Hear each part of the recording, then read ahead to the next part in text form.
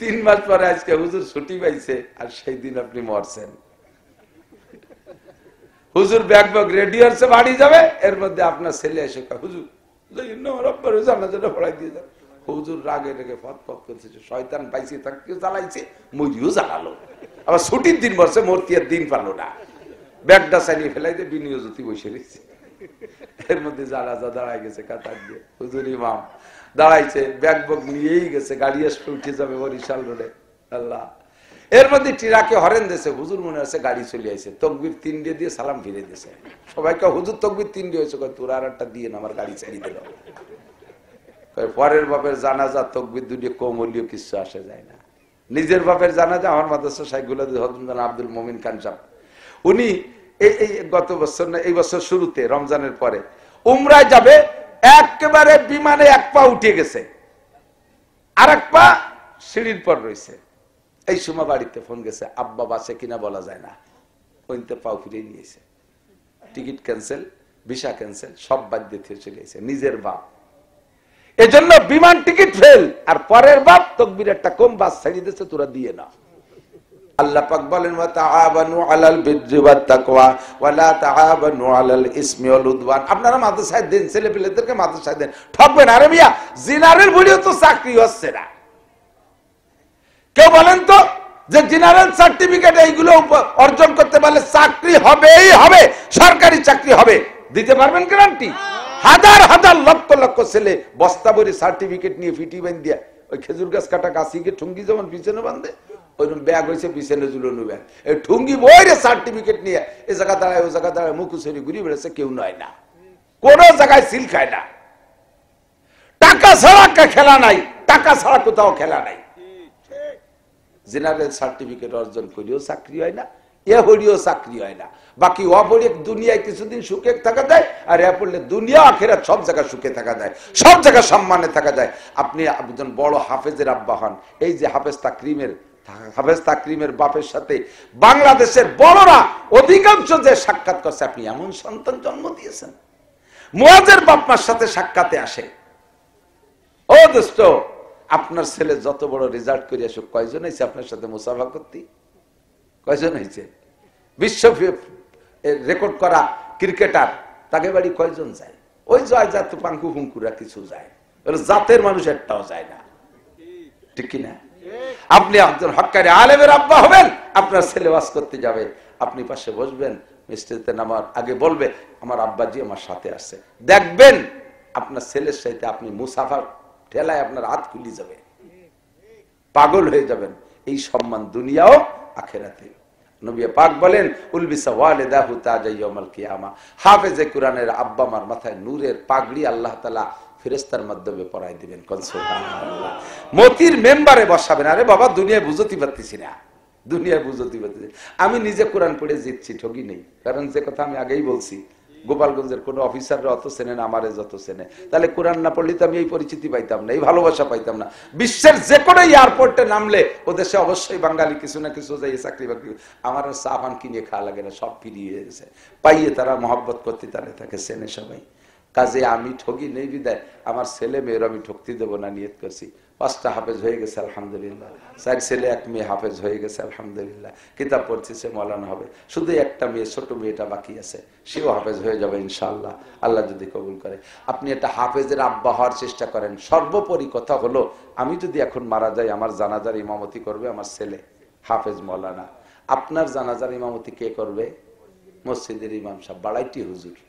আর হুজুরি যদি সেদিন ছুটির দিন হয়, তাহলে তা জানাজা পড়বে, তা তো পড়বেই, ওযু ছাড়া মারি দিয়ে চলে যাবে।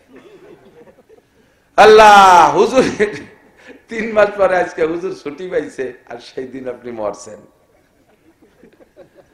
হুজুর ব্যাগ রেডি হচ্ছে বাড়ি যাবে, এর মধ্যে আপনার ছেলে এসে হুজুর জানাজাটা পড়াই দিয়ে যাবে।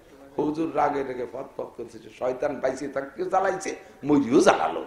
আবার ছুটির দিন বসে মরতি আর দিন পারলো না, ব্যাগটা চালিয়ে ফেলাইতে বিনিয়োজতি বসে রয়েছে। এর মধ্যে জানাজা দাঁড়ায় গেছে কাতার দিয়ে, হুজুর ইমাম দাঁড়াইছে, ব্যাগ বগ নিয়েই গেছে, গাড়ি আসবে উঠে যাবে বরিশাল রোডে। আল্লাহ, এর মধ্যে ট্রাকে হরেন দিয়েছে, হুজুর মনে হচ্ছে গাড়ি চলে আসছে, তকবির 3 দিয়ে সালাম ফিরে দিয়েছে। সবাইকে হুজুর তকবির 3 হয়েছে, তোর আর একটা দিয়ে না, আমার গাড়ি চালিয়ে দিল। পরের বাপের জানাজা তকবির দুটি কম হলেও কিছু আসে যায় না। নিজের বাপের জানাজা আমার মাদ্রাসা শাইখুল হাদিস হযরত আব্দুল মুমিন খান সাহেব, উনি এই গত বছর না এই বছর শুরুতে রমজানের পরে উমরায় যাবে, একেবারে বিমানে এক পা উঠে গেছে, আর এক পা সিঁড়ির পর রয়েছে। এই সময় বাড়িতে ফোন গেছে, আব্বা বাসে কিনা বলা যায় না, ওইতে পাও ফিরে নিয়েছে, টিকিট ক্যান্সেল, ভিসা ক্যান্সেল, সব বাদ দিয়ে চলে গেছে। নিজের বাপ, এজন্য বিমান টিকিট ফেল, আর পরের বাপ তকবির একটা কম বাস ছাড়িয়ে দিচ্ছে, তোরা দিয়ে না। আপনি একটু নিজের একটা ইমাম বানান তো, নিজের একটা ইমাম বানান, একটু নিয়ত করেন তো আমার ফ্যামিলিতে একটা ইমাম বানাবো কিনা কিনা। মনের থেকে আমার জানাজার ইমাম আমার নাতি হবে, আমার পুতা হবে, আমার ছেলে হবে, আমার আপন কেউ হবে। রাজি আছেন না ইনশাআল্লাহ? এত মানুষের ঘরে যদি একটা করে আলেম হয়, আমার আর ওয়াজ করা লাগবে না, দেশের থেকে সমস্ত দুর্নীতি দূর হইতে বাধ্য হবে। ঘরে ঘরে বক্তা, ঘরে ঘরে বক্তা, এক ঘরে একবারই একটা আলেম থাকলে ওই বাড়ির মানুষ ব্যারাক, অ্যাডামস, কারিতাস, বিআরডিবি, স্বনির্ভর, জাগরণী চক্র, বিভিন্ন পার্ক, পোক, আকাম কুকাম কোনো তাই যাবে না। একজন আলেমের প্রভাবে পুরোটা পরিবার ভালো থাকবে, ঠিক কি ঠিক না? আর এই প্রতিষ্ঠানকে নিজের মনে করে জানবেন। আল্লাহ পাক বলেন তাআওয়ানু আলাল বিররি ওয়াত তাকওয়া ওয়ালা তাআওয়ানু আলাল ইসমি ওয়াল উদওয়ান। প্রত্যেকে ভালো কাজে একে অপরকে সাহায্য করবে না। এই ছাত্ররা করবে না, কিন্তু আটা দিয়া দিয়া ভাব টেকতেছো তোমার এই কালা কোটালা। বসো 2-3 মিনিট, আমি তার সাথে ব্যস্ত, আমার অনেক সময়ের সংক্ষেপ রয়েছে আজকে, এই জন্য বেশি কথা বাড়াচ্ছি না। তাআওয়ানু আলাল বিররি ওয়াত তাকওয়া, যতদিন বেঁচে আছেন অতদিন যা করতেছেন। এদিক তাকান, কোন লোক সরকারি চাকরি করলে মাসে 50,000 টাকা বেতন পায়, ছেলে মেয়ে নিয়ে খেয়ে দিন কাটাচ্ছে, এর থেকে হয়তো কোনো পুঁজি বাড়তি রাখতে পারে না, সঞ্চয় করতে পারে না, সংসারে খরচ বেশি, 50,000 টাকায় লেগে যায়, খরচ হয়ে যাচ্ছে। তারপরে মনে মনে একটা শখ আছে, রিটায়ার্ডের সময় একবারে 50 লাখ পাবো, শেষমেশ তাই দিয়ে কিছু করে ধরে মারি ধরে খাবো, বুড়ো কাল পর্যন্ত দিয়ে মুছে খাবো, এভাবে একটা নিয়ত করে বসে দেয়। শেষে যে 50 লাখ টাকা দিলে যারা আছে উড়োটিয়ে বাদামিয়ে, বোঝেন তো, উড়োটিয়ে বাদামিয়ে, হিসেব নিকেশ নাই, আর সেই ধমাধম করে ভালো ভালো কিনে টিনে খাইয়ে দিয়ে কয় জায়গা বিয়েতে মোটা হাদিয়া দিয়েছে, শেষে পরে টঙ্গে ওঠে একখান অটো, পরের কাছে বাড়ায় নি, তাই চালাই বেড়ায় বুড়ো কালে। অথচ যদি আছে দুর্বলায়, তাহলে ওই রাস্তায় থাল পাইতে বসে যায়, বিক্রি খয়রাত করে বেড়ালে। আর যদি সচেতন হয় তাহলে কি করে, 50 লাখ টাকা পাইছে, 25 লাখ টাকা দিয়ে একটু ফরওয়ার্ড পেলেছে, 3% জমি কিনছে, 25 লাখ টাকা দিয়ে 3% জমি কিনে আর 25 লাখ টাকা দিয়ে 3 ইউনিটের একটা বাসা বাড়ি বানাই দিয়েছে, 3 শেড অল করা ঘর, যে ছোট মোটো 3টে পরিবার থাকতে পারে, 3×10 = 30,000 টাকা ভাড়া। এই 30,000 টাকা যদি মাসে মাসে আসে, বুড়োর আর চিনতে নাই, ছেলে পেলেরা কামাইরে না খালিও মরণকাল পর্যন্ত ভাড়া দিয়ে খেয়ে বেচতে পারবো। এরা হলো সচেতন, এরা কি হুজুর বলেছেন কাইয়েস, এরা হলো চালাক, হুঁশিয়ার, জ্ঞানী। আপনারও জিন্দেগিতে যা নামাজ কালাম পড়তেছেন, এর বিনিময়ে আল্লাহ আপনার খাওয়াচ্ছে। এটা দুনিয়ার এই ইবাদতের মাধ্যমে যে ইনকামটা হচ্ছে, এটা খেয়ে দিয়ে শেষ করতেছেন, কিন্তু আপনি অনাদি অনন্তকাল জান্নাতে থাকবেন। শেষে যে দিনগুলো আপনার সামনে আসতেছে, এই দিনগুলো আপনি কি দিয়ে খাবেন, কি দিয়ে চলবেন, এর জন্য আপনি একটা ইনকাম সোর্স খুলে রেখে যান। 3 ইউনিটের একটা বিল্ডিং আপনি করে যান। নবী পাক বলেন ইজা মাতাল ইনসান ইনকাতা আনহু আমালুহু ইল্লা মিন সালাসা, মানুষ মারা গেলে সব আমলের দরজা বন্ধ হয়ে যায়, 3টে ইউনিট থেকে ভাড়া আসতে থাকে। কয়টা ইউনিট? 3টে ইউনিট। 1 নম্বরে সাদকা জারিয়া, 2 নম্বরে ইলমিন ইউনতাফাউ বিহি, দ্বীনি ইলম শিক্ষা দিয়ে যাবেন, 3 নম্বরে ওয়ালাদিন সালিহিন ইয়াদউলা, নেক সন্তান কবরের কাছে যে কোনো জায়গাতে ভালো কাজ করবে, আব্বা কবরে বসে নেকি পাবে, মা কবরে বসে নেকি পাবে। তো সন্তানও রেখে যাব, এলেম আমার নাই, রেখে যেতে পারলেন না, কিন্তু 2টি আপনি পারতেছেন, কমপক্ষে 2 ইউনিট আপনি করতে পারতেছেন, বাকি 3 নম্বর ইউনিটও হয়ে যাবে। আপনি যদি দ্বীনি এলেমের মার কাছে কিছু রেখে যান, এটা আপনার এলেম রাখার মধ্যে হয়ে যাবে, এটা আপনার এলেম রাখার ইউনিট খোলা হয়ে যাবে।